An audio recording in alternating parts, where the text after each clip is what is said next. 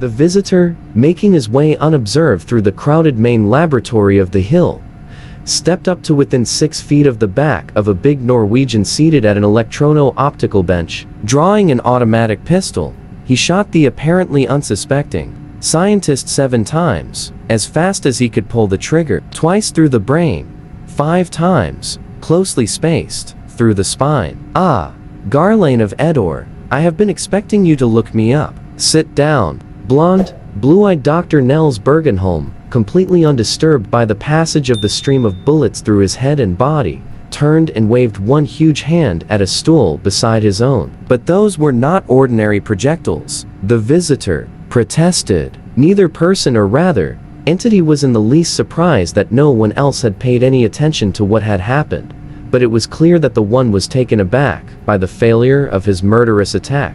They should have volatilized that form of flesh, should at least have blown you back to Arisia, where you belong. Ordinary or extraordinary, what matter? As you, in the guise of Grey Roger, told Conway Costigan a short time since, I permitted that, as a demonstration of futility. No, Garlane, once and for all, that you will no longer be allowed to act directly against any adherent of civilization, wherever situate. We of Arisia will not interfere in person with your proposed conquest of the 2 galaxies as you have planned it, since the stresses and conflicts involved are necessary, and, I may add, sufficient to produce the civilization which must and shall come into being. Therefore, neither will you, or any other Eddorian, so interfere. You will go back to Eddore, and you will stay there.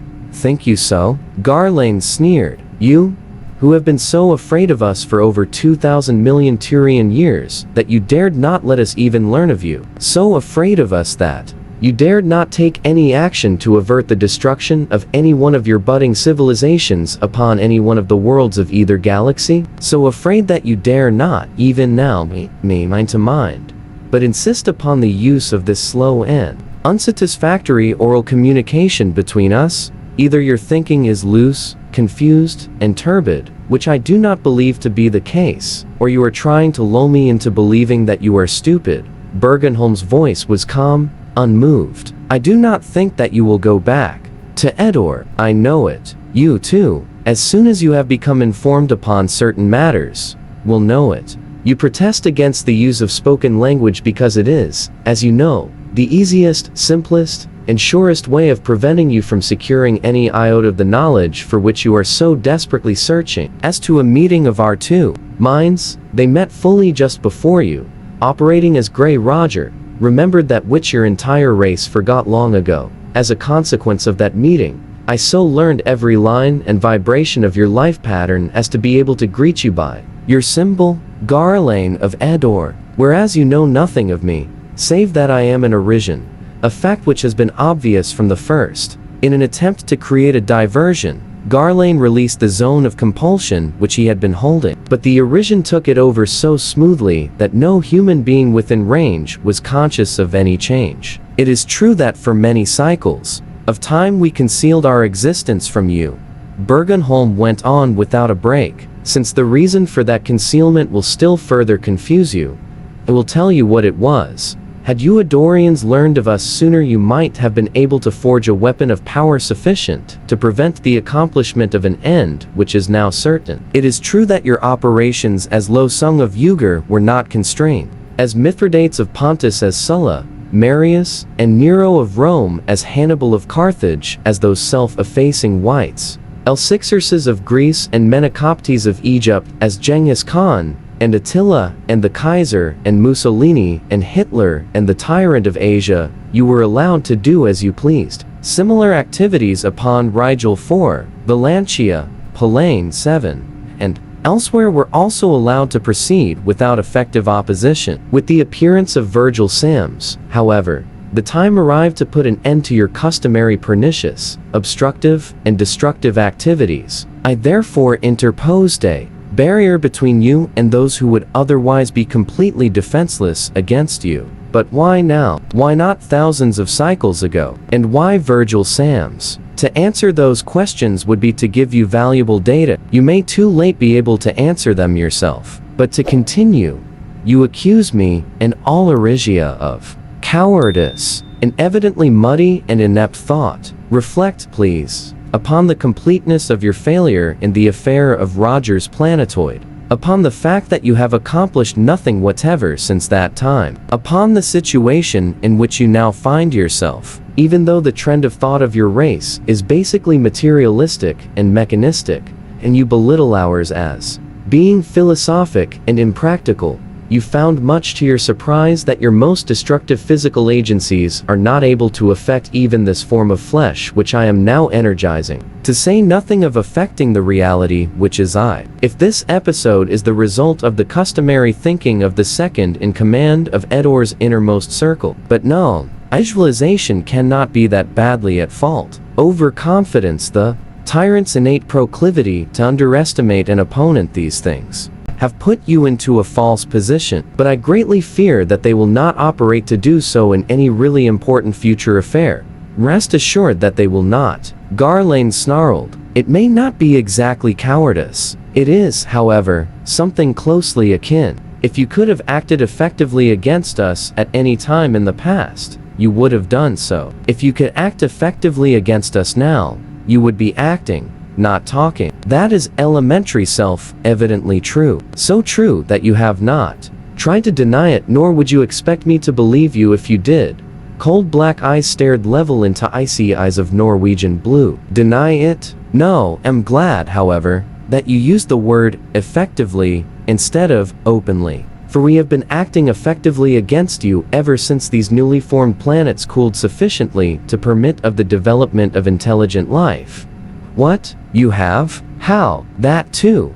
You may learn too late. I have now said all I intend to say. I will give you no more information, since you already know that there are more adulterisians than there are Eddorians, so that at least one of us can devote his full attention to blocking the direct effort of any one of you. It is clear to you that it makes no difference to me whether you elect to go or to stay. I can, and I will remain here as long as you do. I can and I will accompany you whenever you venture out of the volume of space protected by a Dorian screen, wherever you go. The election is yours.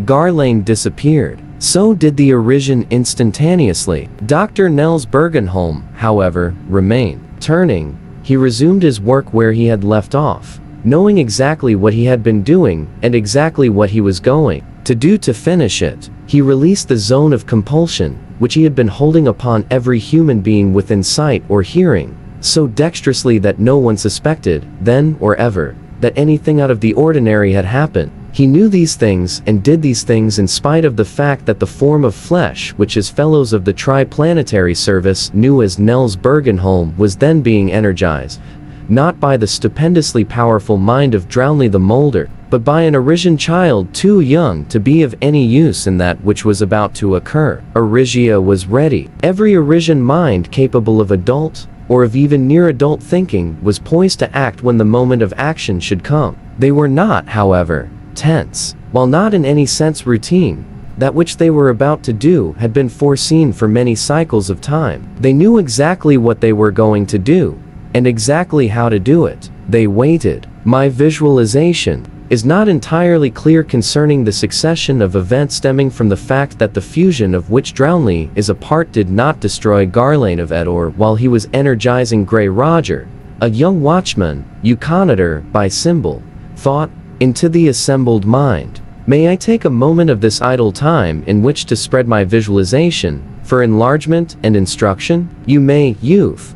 The elders of Arisia, the mightiest intellects of that tremendously powerful race, fused their several minds into one mind and gave approval. That will be time well spent. Think on. Separated from the other Eddorians by intergalactic distance, as he then was, Garlane could have been isolated and could have been destroyed, the youth pointed out, as he somewhat diffidently spread his visualization in the public mind. Since it is axiomatic that his destruction would have weakened Eddore somewhat, and to that extent would have helped us, it is evident that some greater advantage will accrue from allowing him to live. Some points are clear enough that Garlane and his fellows will believe that the Arisian fusion could not kill him, since it did not, that the Eddorians, contemptuous of our powers and thinking us vastly their inferiors, will not be driven to develop such things as atomic energy-powered mechanical screens against third-level thought until such a time as it will be too late for even those devices to save their race from extinction,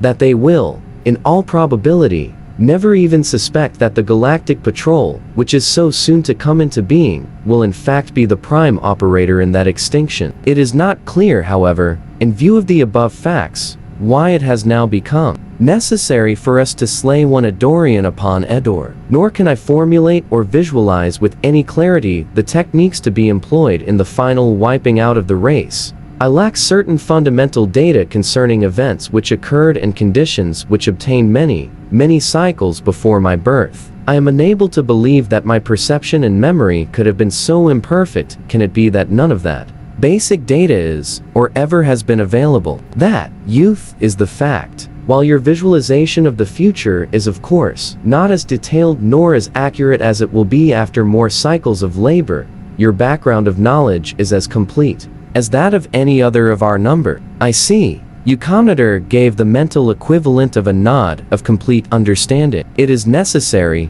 and the death of a lesser Eddorian, a watchman, will be sufficient. Nor will it be either surprising or alarming to Eddore's innermost circle that the integrated total mind of Arisia should be able to kill such a relatively feeble entity. I see. Then silence, and waiting, minutes, or days, or weeks. Who can tell? What does time mean to any Arisian? Then Drownley arrived in the instant of his leaving the hill. What matters even intergalactic distance to the speed of thought? He fused his mind with those of the three other molders of civilization. The massed and united mind of Arisia, poised and ready, awaiting only his coming, launched itself through space. That tremendous, that theretofore unknown concentration of mental force arrived at Eddore's outer screen in practically the same instant as did the entity that was Garlane. The Eddorian, however, went through without opposition. The Arisians did not. Some 2,000 million years ago,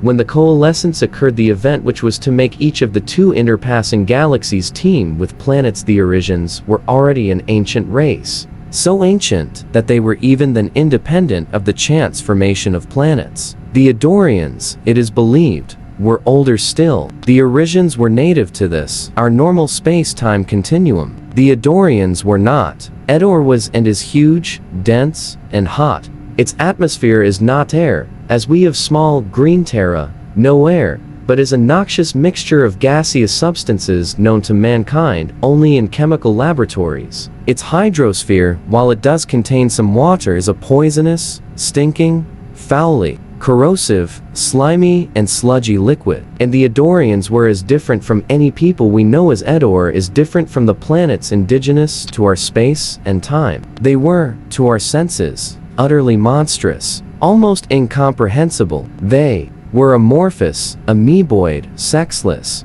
not androgynous or parthenogenetic, but absolutely sexless, with the sexlessness unknown in any earthly form of life higher than the yeasts. Thus they were, to all intents and purposes, and except for death by violence, immortal. For each one, after having lived for hundreds of thousands of Tyrian years, and having reached its capacity to live and to learn, simply divided into two new individuals, each of which, in addition to possessing in full its parent's mind and memories and knowledges, had also a brand new zest and a greatly increased capacity. And since life was, there had been competition. Competition for power. Knowledge was worth while only insofar as it contributed to power. Warfare began, and raged, and continued. The appallingly efficient warfare possible only to such entities as those. Their minds, already immensely powerful, grew stronger and stronger under the stresses of internecine struggle. But peace was not even thought of. Strife continued, at higher and even higher levels of violence,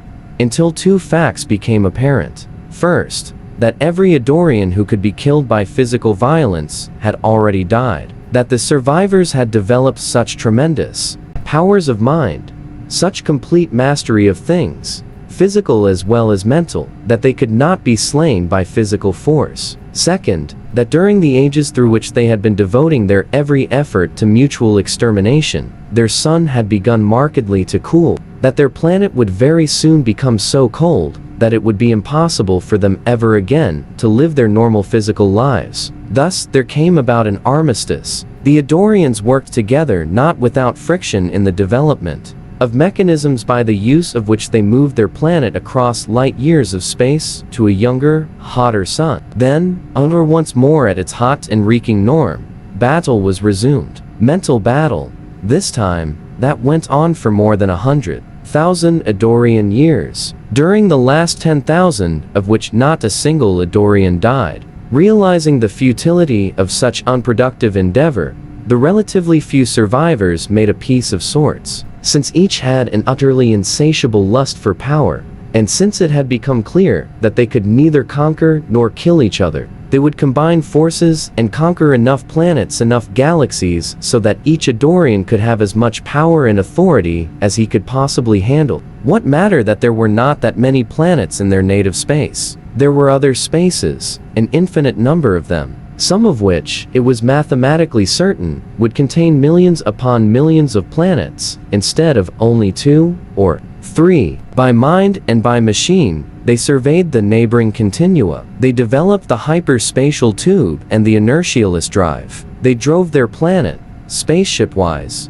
through space after space after space. And thus, shortly after the coalescence began, Eddore came into our space-time. And here, because of the multitudes of planets already existing and the untold millions more about to come into existence, it stayed. Here was what they had wanted since their beginnings. Here were planets enough. Here were fields enough for the exercise of power to sate even the insatiable. There was no longer any need for them to fight each other. They could now cooperate wholeheartedly, as long as each was getting more and more and more. In Phillister, a young Arisian, his mind roaming eagerly abroad, as was its wont, made first contact with the Eddorians in this space. Inoffensive, naive, innocent, he was surprised beyond measure at their reception of his friendly greeting. But in the instant before closing his mind to their vicious attacks, he learned the foregoing facts concerning them. The fused mind of the elders of Arisia, however,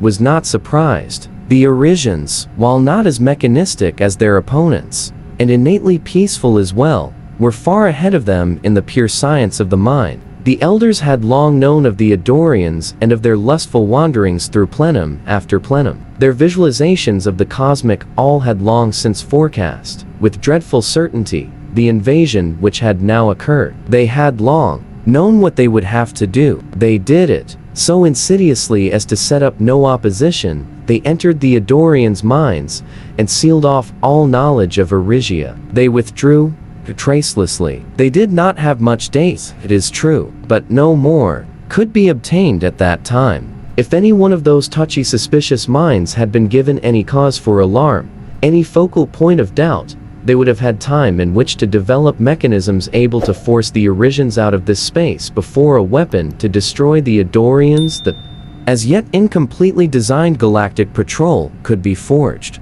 The Arisians could even then have slain by mental force alone all the Eddorians except the All-Highest and his innermost circle, safe within their then impenetrable shield. But as long as they could not make a clean sweep, they could not attack then. Be it observed that the Arisians were not fighting for themselves, as individuals or as a race. They had nothing to fear, even less than the Eddorians. Could they be killed by any possible application of physical force? Past masters of mental science, they knew that no possible concentration of Eddorian mental force could kill any one of them. And if they were to be forced out of normal space, what matter? To such mentalities as theirs, any given space would serve as well as any other. No, they were fighting for an ideal, for the peaceful, harmonious, liberty-loving civilization which they had envisaged as developing throughout, and eventually entirely covering the myriads of planets of 2 tremendous island universes. Also,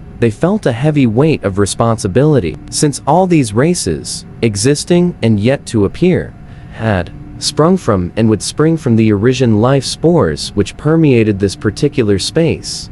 They all were and would be, at bottom, Arisian. It was starkly unthinkable that Arisia would leave them to the eternal dominance of such a rapacious, such a tyrannical, such a hellishly insatiable breed of monsters. Therefore the Arisians fought, efficiently if insidiously. They could not interfere openly with Eddore's ruthless conquest of world after world, with Eddore's ruthless smashing of civilization after civilization. They did, however, see to it, by selective matings and the establishment of bloodlines upon numberless planets, that the trend of the level of intelligence was definitely and steadily upward. 4 molders of civilization Drownley, Creedigan, Nedaniller, and Brolantine, who, in fusion, formed the mentor of Arisia, who was to become known. Every wearer of civilization's lens were individually responsible for the Arisian program of development upon the 4 planets of Tellus, Rigel 4, Valantia, and Pallane 7. Drownley established upon Tellus 2 principal lines of blood. An unbroken male line of descent. The Kinnesans went back to long before the dawn of even mythical Turian history. Kinnexa of Atlantis, daughter of one Kinnesan and sister of another, is the first of the blood to be named in these annals. But the line was then already old. So was the other line, characterized throughout its tremendous length, male and female, by peculiarly spectacular red bronze auburn hair and equally striking gold-flecked, tawny eyes. Nor did these strains mix. Drownley had made it psychologically impossible for them to mix until the penultimate stage of development should have been reached. While that stage was still in the future, Virgil Sams appeared, and all Arisia knew that the time had come to engage the Eddorians openly, mind to mind. Garlane Roger was curbed, savagely and sharply. Every Eddorian, wherever he was working, found his every line of endeavor solidly blocked. Garlane, as has been intimated, constructed a supposedly irresistible weapon and attacked his Arisian blocker, with results already told. At that failure, Garlane knew that there was something terribly amiss, that it had been amiss for over 2,000 million Turian years. Really alarmed for the first time in his long life, he flashed back to Eddore, to warn his fellows and to take counsel with them as to what should be done. And the massed and integrated force of all Arisia was only an instant behind him. Arisia struck Eddore's outermost screen, and in the instant of impact that screen went down. And then, instantaneously, and all unperceived by the planet's defenders, the Arisian forces split. The elders, including all the molders, seized the Eddorian who had been handling that screen, threw around him an impenetrable net of force, yanked him out into intergalactic space. Then, driving in resistlessly, they turned the luckless wight inside out,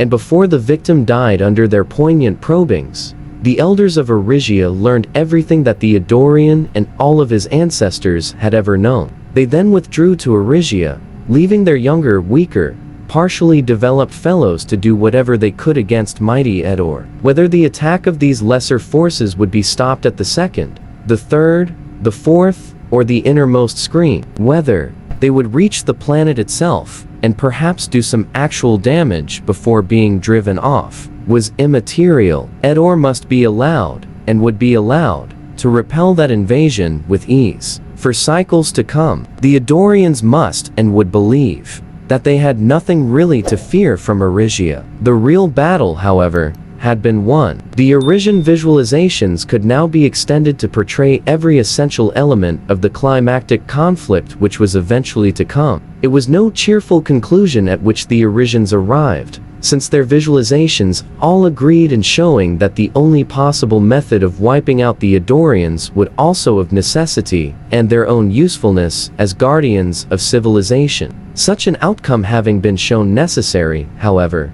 the Arisians accepted it and worked toward it unhesitatingly.